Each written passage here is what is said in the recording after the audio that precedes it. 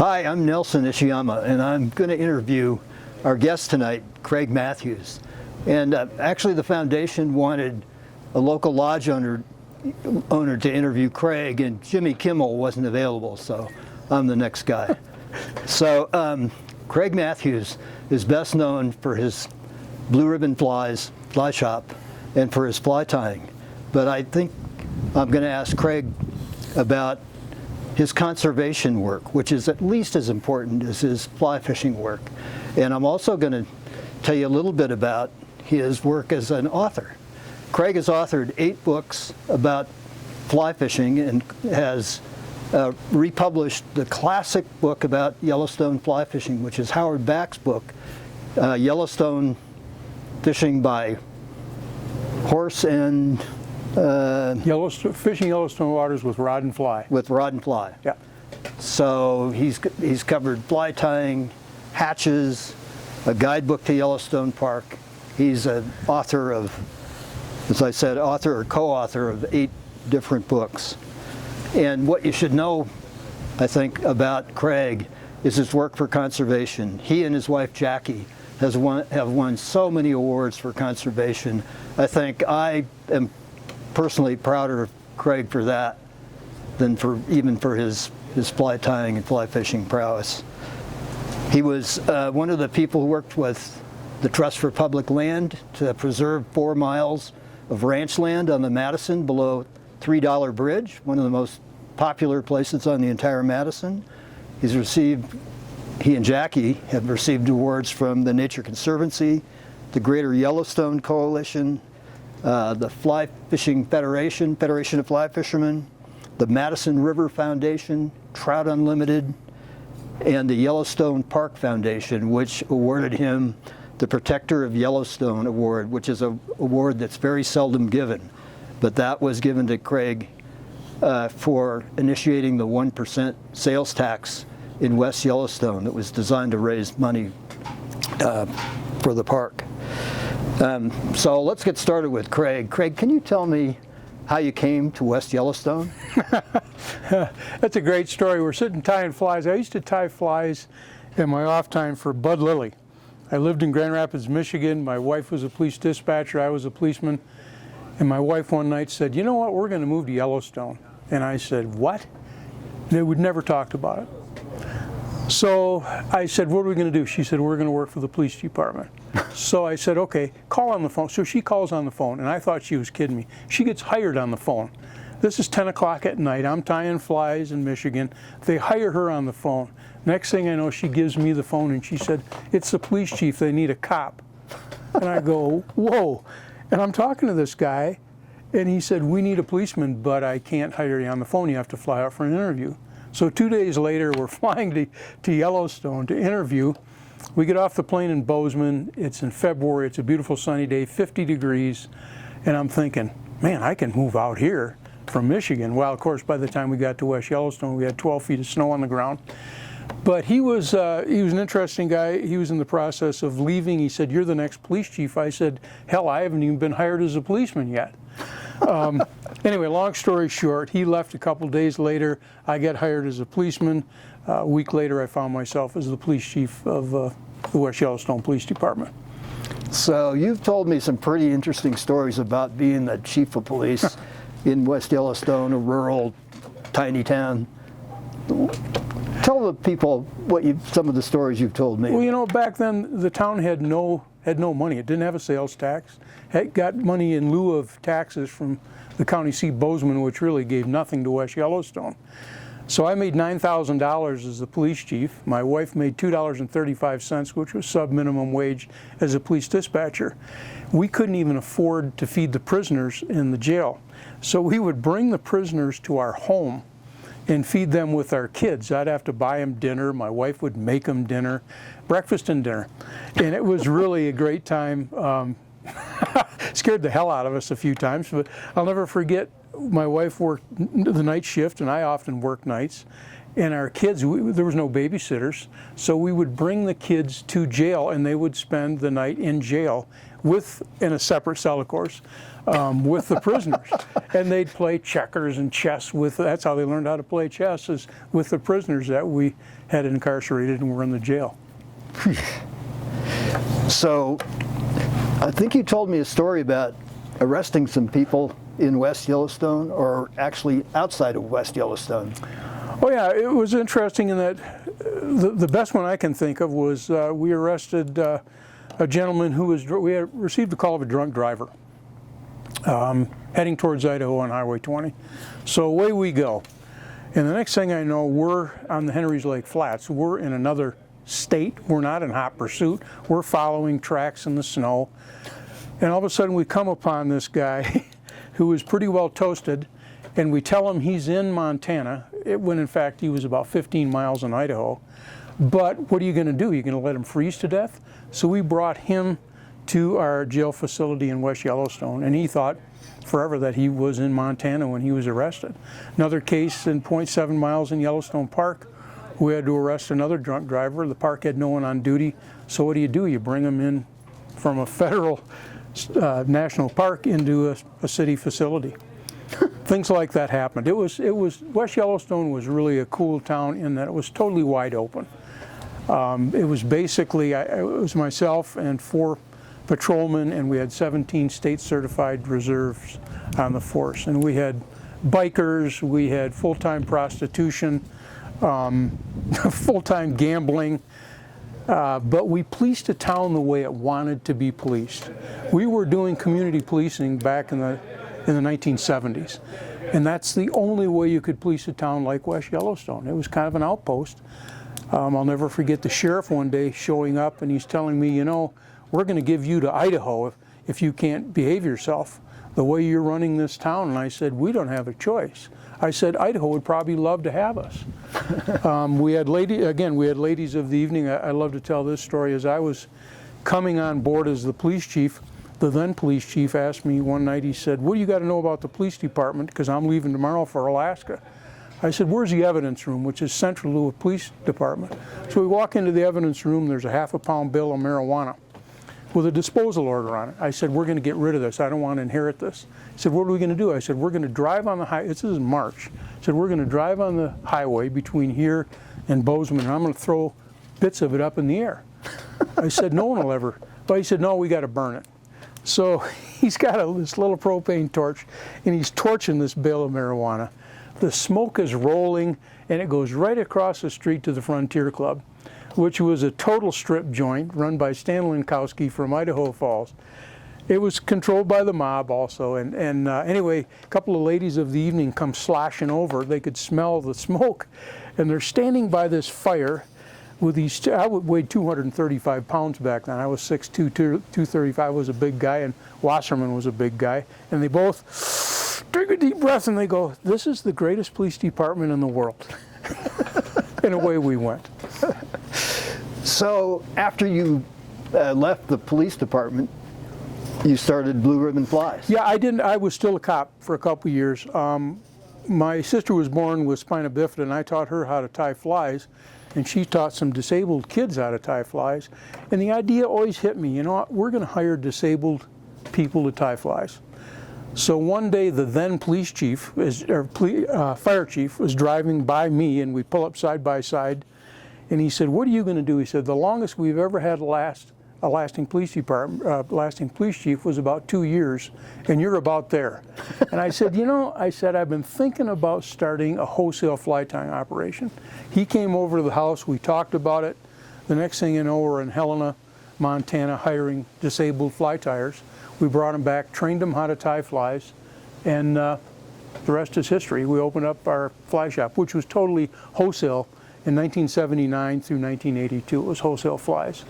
So when did you open your retail store? In 1982, I quit the police department, and I think I still probably hold the record for longest lasting police chief they ever had. I was working part-time for Bud Lilly tying flies and guiding for him while I was the police chief, but he sold in 1982, as did Dan Bailey and Livingston, and I said, you know what, we're going to open up retail. So we opened up retail in 1982. So you were in good company in town. There was Bud Lilly, Bob Jacklin, Pat Barnes, Wally Eagle. Wally Eagle from Yep. Eagle's Store. Jim Danskin. Yep, Jim Danskin. Yep. So you were like fly shop number 5 or number 6? Yeah, we were the little kids on the block, and we were way on the north end of town, and everybody said, you can't make it out there. But we were open 24 hours a day because we had a fly tying operation. And we had semi-truck drivers pulling in, drinking coffee and buying flies, and that word caught on that we were open 24 hours a day. Wow. So you've also become known for originating quite a number of popular fly patterns. Can you tell us about kind of the most popular ones and the most effective ones? Probably the most popular one, and I want to say this too, because I want to recognize all the fly tiers and their influence on the flies that we get credit for, and sometimes we don't deserve credit for it because they had so much input. I always talk about it as like a Yellowstone school of fly tying. And we had Nick Nicholas and my old partner John Jurasek, Dave Schultz and Paul Brown, Renee Harrop and Mike Lawson. They all added greatly to the Yellowstone fly patterns. Doug and Dan Doffel, the twins, and they have a bamboo rod company right now out of Bozeman, and they came up with the X2 caddis. And a lot of those patterns we get credit for, but they were the ones that invented them. We just popularized them. Sparkle Dun is probably the most famous, and John Jurasek and I came up with that, and I'll tell you how we came up with that. We're at the crossover fence on the Henry's Fork, and we're sitting there watching these big rainbows feeding, and they're sipping PMD emergers. And we had come up with, Doug Swisher and Carl Richards actually came up with these emergers using duck quill sections for trailing shucks. And we thought, wait a minute, we could see that the trailing shucks were glistening and sparkling, unlike duck quills, which weren't, right, glistening. So we went back to the shop and used a material initially called sparkle yarn. After that, we transitioned to Zelon because we could dye Zelon, and it floated very well. And we tied flies with trailing pupil or nympho shucks. It was very interesting that we thought we were really onto something hot, But if you read Colonel Harding's book, Colonel E.W. Harding, 1937, wrote a book, The Trout Fisher, the Fly Fish from the Trout's Point of View. He talked about trailing shucks in 1931. So, and Gary LaFontaine and I afterwards talked about that same idea. And he said, by God, it's been done before. And I always like to say, originality in fly tying is merely undetected plagiarism. It's been done before. So what other flies? There must be a few other flies. X caddis, which is one of my favorites, and actually it was my wife Jackie who came. Jurasek and I are going, how are we going to solve these emerging caddis problems on the Henry's Fork? Cumatopsyche, Lepidostoma, Hydropsyche caddis, trying to come up with a pattern. Jackie said, why don't you do what you did with your sparkling with mayflies? Put a trailing shuck on a caddis. Eliminate the hackle, put a trailing shuck on, work like a dream. Great. So you still tie flies even after you retired from Blue Ribbon Flies? I tie between 750 and 1,000 dozen a year. I donate a lot of flies to conservation organizations. I love to tie flies. I love to just sit and tie flies. Wow. Is that what you've been doing over the years? I mean, have you been tying that many over all these years, or have you tied even more? I used to tie 2,300 dozen. As many as 2,300 dozen. In a year? Yeah, we had a fly tyer, Roland Nyman, one of the most creative and innovative fly tyers that ever worked for us. And Roland's a heck of a human being, too. He's a great guide. And Roland and I kept trying to outdo each other in terms of numbers of flies. Roland always beat me. He tied 2,400 dozen. Oh, my God. So let's talk a bit about your conservation work for 1% for the Planet. Because of all the organizations you've worked with, I think you've been most involved with... Isn't that a great beetle? You've been most involved with 1% for the Planet, if I'm not mistaken. Yeah. So how did it get started, and who started it? Well, our 1% work began with the Yellowstone Park Foundation. When we found out that Yellowstone Park wasn't able to fund research projects and some of the other projects, the idea hit us, why not tax ourselves? And we can't call it a sales tax, but why not, almost like a tithing, 1%. If every business in the greater Yellowstone area would do 1% of the gross sale, we could fund Grand Teton and Yellowstone Park, no sweat. We would not need any government involvement. So we started doing that. Actually, we were doing 2%. And Yvonne Chenard and I, the owner of Patagonia, and I were sitting here fishing the Henry's Fork one day, and we're talking about some of the conservation work and philanthropy that we had done. And we both found out that we were doing 1% of our gross sale, none of this hocus pocus net profit. You know, a lot of people say, well, we didn't make a net profit, we can't donate anything. Right off the top, gross sale, 1%. And we found out that we were both doing that. And we decided to found an organization that we called 1% for the Planet. And that was 20 years ago. We're doing our 20th anniversary this coming year, and we've done over $300 million for conservation so far. I'm really proud of that. Some of the conservation work, you know, the Henry's Fork Foundation is a recognized recipient of 1% funds, and Madison River Foundation and other, Yellowstone Park Foundation, which is now Yellowstone Forever. It's done some incredible work. So tell me a little bit about, you're good friends of Yvonne Chenard, and you've just written, well, you've written a book called Simple Fly Fishing. Can you tell us a little bit about that? Yeah, Yvonne and I years ago got on this tenkara kick. Tenkara rod that has no reel, it's just a fixed length line and a collapsible rod to get young people and beginners into the sport. And we wrote a book called Simple Fly Fishing with Tenkara, which is, we just revised, which is now just Simple Fly Fishing with rod and reel and Tenkara. And we try to simplify fly fishing so that anyone can get into the sport. And I'm really proud of that too, because we've brought a lot of beginning anglers, particularly children and women. Women and children, it's so intuitive. They just pick it up and boom, they're catching fish. Where a guy is into power and all that, and you know, into equipment. But Tenkara is a great way to get into the sport. So I understand you and Yvonne were out on the Blackfoot, or the Bighorn Indian Reservation. Yeah, the Crow Indian Reservation. To teach them how we to taught fish. Several times. We've been to the Crow teaching Indian kids how to fly fish. And it's so cool because every one of them picks it right up. We're on the Bighorn, pretty soon they're hooking those big fish. And they have such a feel for nature, and they never have to run with the rod. They're sitting there fishing 6X, catching 17, 18-inch brown trout. And you know, you see a guy out there, because he's really putting it to him. And you know, he's out there 75 yards into his backing with an 18-inch brown trout, and these Indian kids are just towing these fish right in. Wow. That sounds like an Yvonne technique. And it's so much fun. These kids really pick it up, and they're so thankful for, it's their river and they've never fished it. And that's what's really cool to see. Do you think any of them are going to become guides on their own reservation? I think Fishing they guides? will. Yeah, they really have picked up the sport, and they've run with it. So it's really cool. So what are your impressions of the Henry's Fork Foundation? And Well, you know, the Henry's Fork Foundation and the important work that it's done, I think first what we have to look at, what I like to look at, is the mission of an organization. And I think most people do. Its goals, its strategies, and its progress in the impacts that it can make, and really what it's trying to accomplish. And I think I'm really most impressed when I really examine what the organization is trying to accomplish and what it has the foundation has accomplished.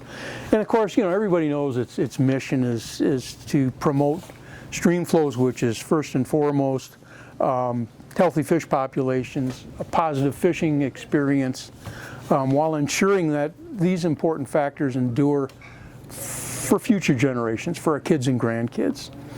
So really, let's look at what the foundation strategies to make the mission happen. And what impresses me again about the foundation is they use science-based collaboration to inform the management of the Henry's and South Fork foundations and initiatives in the wild trout fisheries. The Fork Foundation, and I think this is really important, it conducts programmatic work in fisheries health, fish passage, stream restoration, like the recent and very successful Rainy Creek project, the water quality monitoring. A lot of people don't look at this, but youth education, community outreach, all these are really important to the foundation, all the internships, the grad studies and the research, and of course the river access to achieve its goals and mission. And I think that from that standpoint, members and prospective donors are interested in what the capabilities are for doing this important work, what their capabilities are. And the Henry's Fork Foundation has got, unmatched in terms of its professional staff, an active board of directors, which I think is really cool because so many boards don't do anything. They just go to meetings and drink coffee and talk about it. Seasonal interns that work hard to accomplish their mission. And at last counting, it was done, from what I read, over 100 research projects. And the science staff, led by Dr. Van Kirk, Rob, who's been around for, how long has Rob been around for? Holy moly. Several decades. He's an old man. I remember when he was a kid. It has the capacity to complete high-quality, science-based work and connect the stakeholders in the local community. And I think that's really key, is connecting everybody that's involved. And it's got over 35 years, I can't believe it, but 35 years now doing this work. And so many conservation supporters look at this important work and comment, going to the South Fork or going to the Henry's Fork is like coming home. Going where they feel most alive, and that's how they connect with the river. And they look to the accomplishments and what's ahead. And it's important for all of us and for everybody, whether they're an outfitter and a guide, part of the local community, or the fishermen, to look at the health and fishing conditions. And they're far better now than what they would be if there wasn't such a thing called the Henry's Fork and South Fork Foundations. So its staff and members have conducted, so much outreach, and it's prevented, a potentially harmful hydro project. At Mesa Falls, it's installed and maintained miles of riparian fences over the years, all basically donated labor and volunteer labor. And it allows the riverbanks to recover from harmful erosion. It's helped acquire and maintain public access sites on the river and conducted stream restoration programs. And it's reached, I think this is really cool, over 500 local kids through the outreach. How many organizations can say that?